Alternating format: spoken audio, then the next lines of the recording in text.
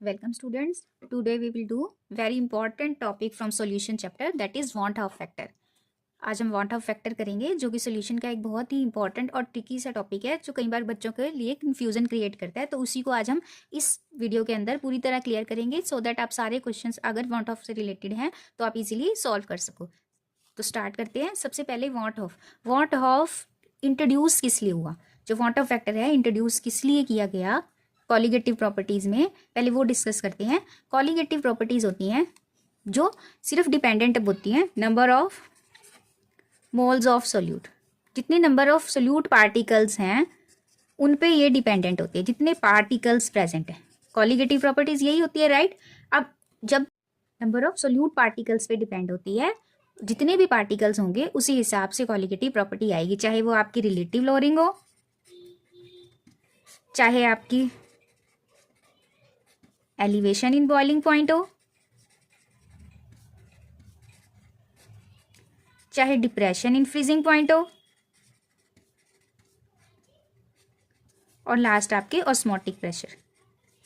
ये सारी प्रॉपर्टीज सिर्फ सोल्यूट के नंबर ऑफ पार्टिकल्स पे डिपेंड होती है और उनकी टाइप पे डिपेंडेंट नहीं होती, उनके पार्टिकल पे डिपेंड।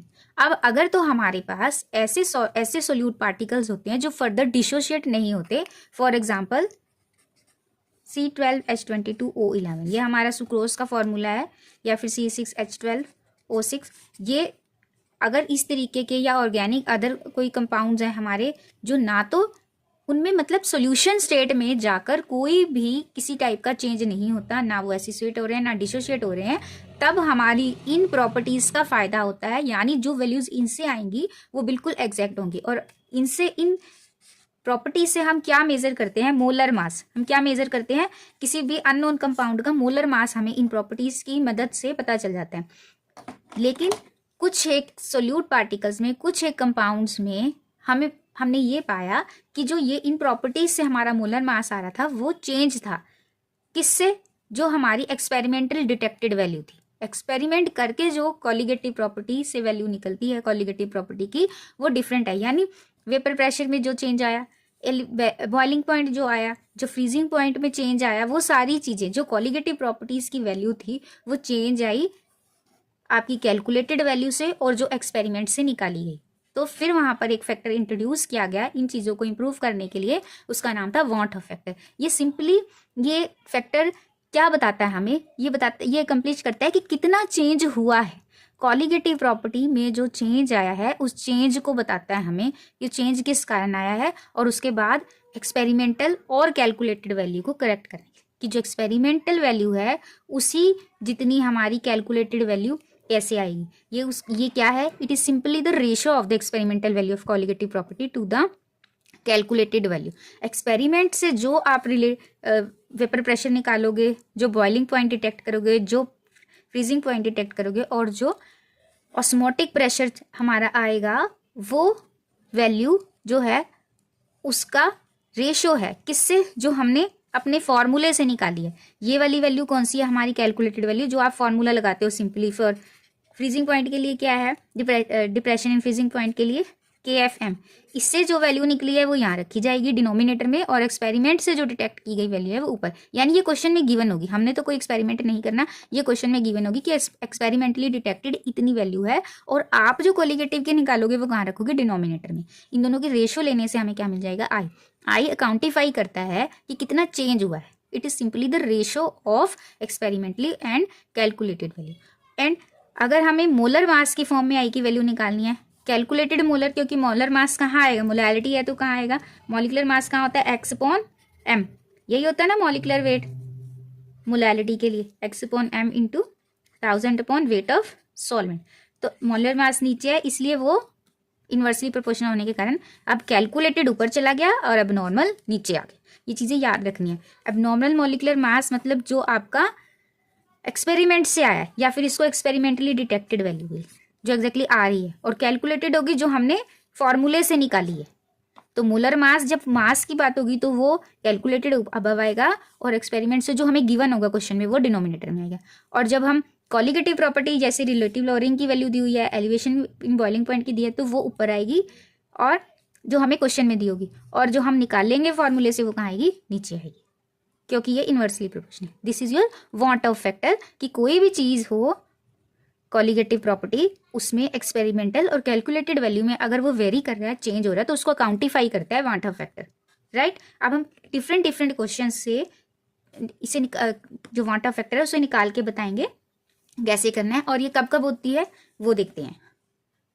तो फर्स्ट केस है, अगर हमारे पास आयनिक सॉलिड्स हैं, जो सोल्यूट है हमारा आयनिक है, कैसे हमारा आयनिक है, आयनिक सोल्यूट होता है तो वो क्या हो जाता है, डिसोशिएट, तो वो क्या हो जाता है, डिसोशिएट हो जाता है। फॉर एग्जांपल KCl है, KCl will dissociate into K positive and Cl negative. तो अब हमारे पास सोल्यूट कितने हो गए इन सॉल्यूशन, 2 सोल्यूट हो गए, कितने हो गए, 2 सोल्यूट पार्टिकल्स हो गए, राइट स्टूडेंट। अगर सपोज K2SO4 है तो ये कितने में डिसोशिएट हो गया, 2K positive plus SO4 2 negative, यानी कितने सोल्यूट पार्टिकल्स बन गए, 3 बन गए, राइट।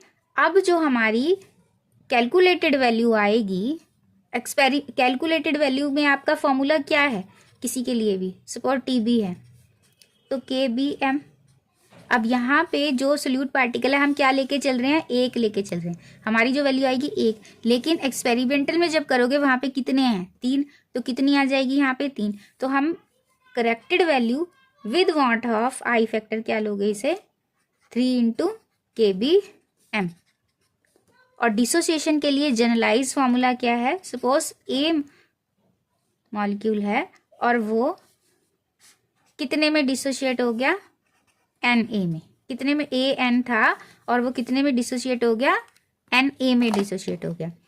तो स्टार्टिंग में वो 1 था, ये 0 था। अब इसमें से सपोज अल्फा मॉलिक्यूल्स डिसोशिएट हो गए, जनरल फॉर्मूले के लिए। अब ये एग्जाम्पल है, कैसे आया है, इसके लिए सभी के लिए, ये 2 के लिए बता दिया, 3 के लिए, लेकिन सभी के लिए कितने भी हो आप उसके लिए एक जनरलाइज फॉर्मूला हमने डिराइव करना है। तो ये जनरल फॉर्मूले के लिए alpha is degree of dissociation, alpha is degree of dissociation. अब इसमें से अल्फा 1 में से अल्फा चले गए तो अल्फा ही क्या बन, अल्फा फर्दर कितनों में, एक अल्फा एक कितनों में टूट रहा है, n में, तो अल्फा कितने में टूटेंगे, n अल्फा। अब टोटल नंबर ऑफ पार्टिकल्स कितने हो गए, टोटल नंबर ऑफ पार्टिकल्स कितने हो गए, 1 minus alpha plus n alpha, इतने हो गए।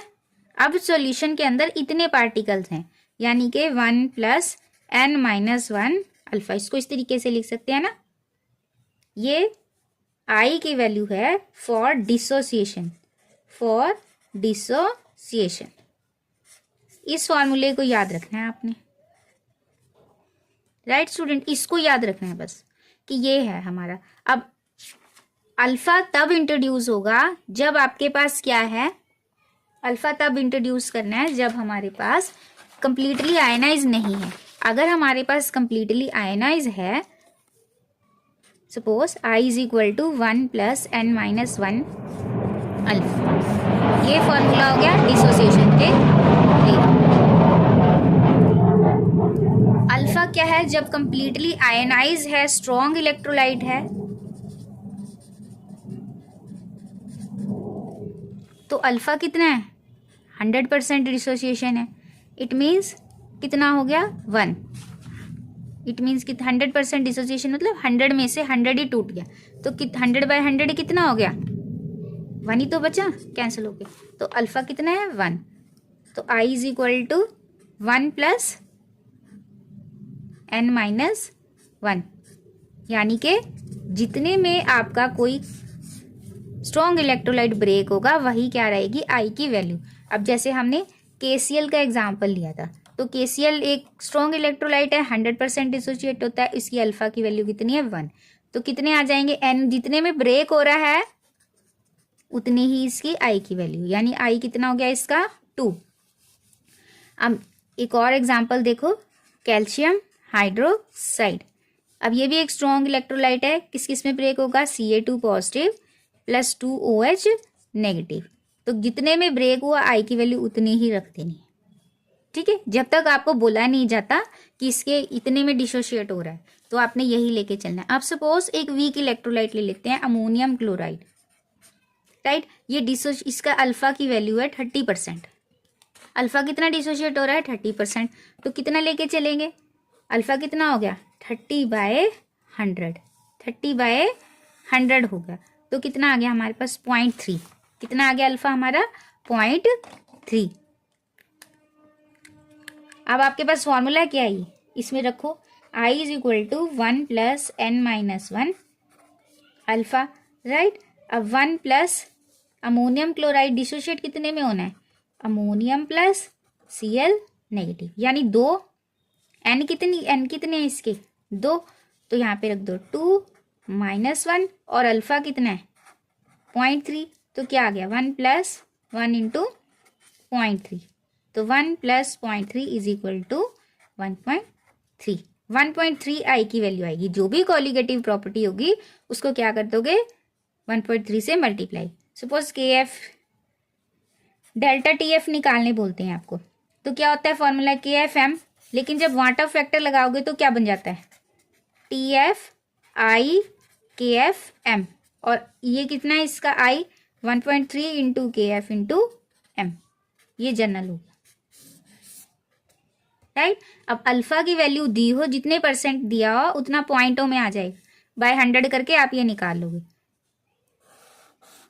ऐसे, राइट।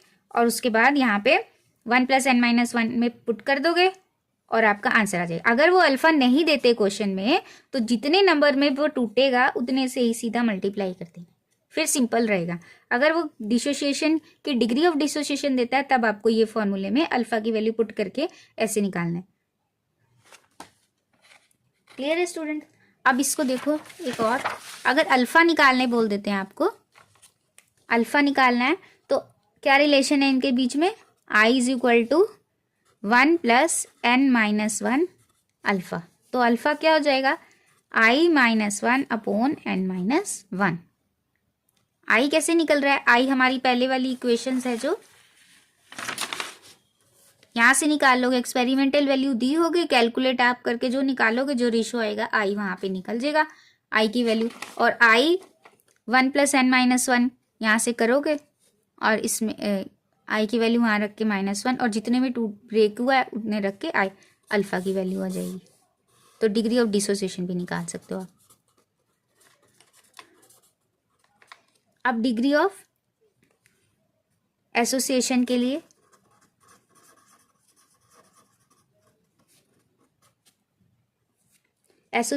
लिए हमें जनरल फॉर्मूले से स्टार्ट करते हैं।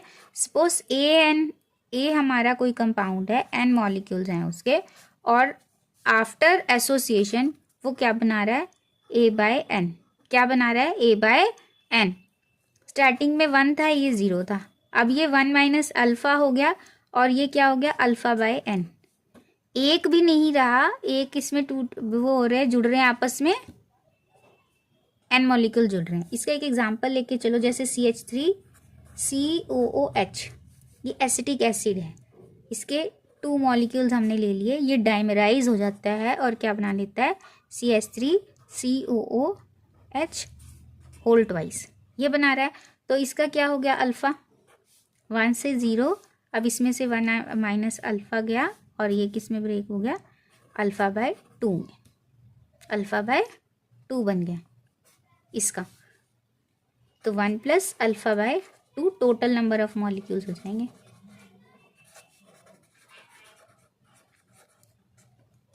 और जनरल इक्वेशन के लिए टोटल कितना होगा हमारा? 1 - alpha + alpha is equal to 1 + 1/n -1 alpha. यहाँ पे लिख लेती हूँ मैं, एसोसिएशन I फॉर एसोसिएशन कितना हो जाएगा हमारा?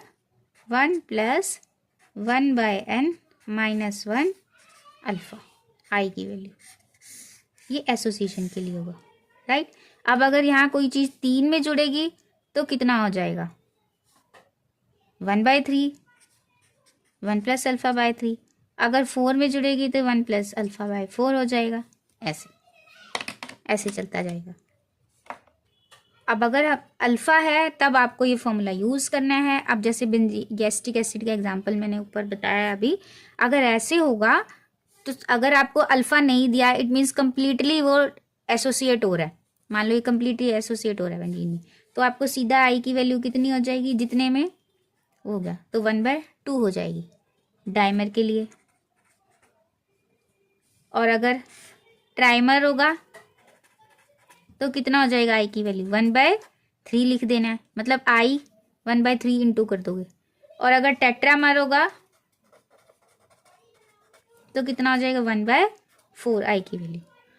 ये फॉर्मूला तब लगाना है जब आपको डिग्री ऑफ डिसोसिएशन दिया, मतलब कंप्लीटली आपका एसोसिएटेड कंपाउंड नहीं है और वो कुछ लेवल पे एसोसिएट हो रहा है, तब ये वाला फॉर्मूले का यूज़ करना है हमने। अदरवाइज सीधा जितने में एसोसिएट टेट्रामर बना रहा है तो 1/4 से मल्टीप्लाई करोगे, डाइमर बना रहा है तो 1/2 से मल्टीप्लाई करोगे, ट्राइमर बना रहा है तो 1/3 से मल्टीप्लाई करोगे। राइट स्टूडेंट्स, अब हम कुछ एग्जाम्पल्स करेंगे। सबसे पहले है want Hoff factor for a dilute aqueous solution of barium hydroxide. अब इसका वांट ऑफ फैक्टर, इसने अल्फा नहीं दिया, यहाँ पे अल्फा नहीं ना लिखा, इतना डिसोशिएट हो रहा है, इतना कुछ हो रहा है, तो जब कुछ नहीं दिया होगा तब हम पूरा 100% उसको डिसोशिएटेड मानेंगे। तो हमारा बेरियम हाइड्रोक्साइड कितने में ब्रेक होता है, एक बेरियम कितने में ब्रेक होगा, एक barium 2 positive plus 2 hydroxide ion ऐसे, राइट। तो कितने हो गए टोटल, एक मोल ये और 2 ये, टोटल 3 हो गया। तो कितने किस पे राइट करोगे आप, इस पे राइट करोगे, राइट। अब नेक्स्ट क्वेश्चन देखो, arrange the following solution in increasing order of their want Hoff factor. अब सभी के आप देखो मोलर कंसंट्रेशन सेम है, यानी मोलर कंसंट्रेशन का कोई रोल नहीं है, सिर्फ किस चीज का रोल है यहाँ पे, जितने आयंस में वो ब्रेक होगा। और यहाँ पे कुछ मेंशन नहीं है अल्फा, तो it means all are 100% dissociated. तो कैल्शियम कितने में टूटेगा, एक कैल्शियम प्लस 2Cl नेगेटिव, तो कितने हो गए टोटल 3। KCl कितने में टूटेगा, एक K और एक Cl नेगेटिव, कितने हो गए 2। एक aluminium 2Al 3 positive plus SO4 2 negative के 3, टोटल कितने हो गए 5। और ये सुक्रोज ब्रेक होगा नहीं, ये कितने में रहेगा, 1 है तो 1 में ही रहेगा। तो इंक्रीजिंग ऑर्डर में करना है। सबसे पहले क्या आ गया आपका, सुक्रोज C12H22O11, उसके बाद आ गया आपका 2 वाला KCl, उसके बाद 3 वाला कैल्शियम क्लोराइड, उसके बाद लास्ट एल्यूमिनियम सल्फेट, राइट है। फिर आप देखो question, which of the following has same value of want Hoff factor.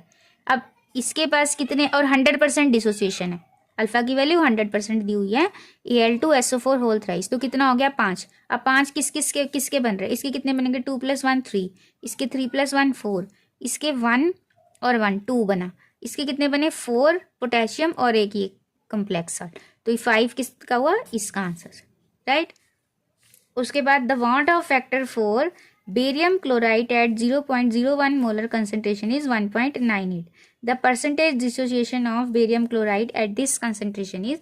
अब आपको वांट ऑफ फैक्टर दिया हुआ है, कितना दे दिया, आई की वैल्यू कितनी दे दी 1.98, कंसंट्रेशन दी हुई है, आपको डिसोसिएशन कांस्टेंट निकालना है।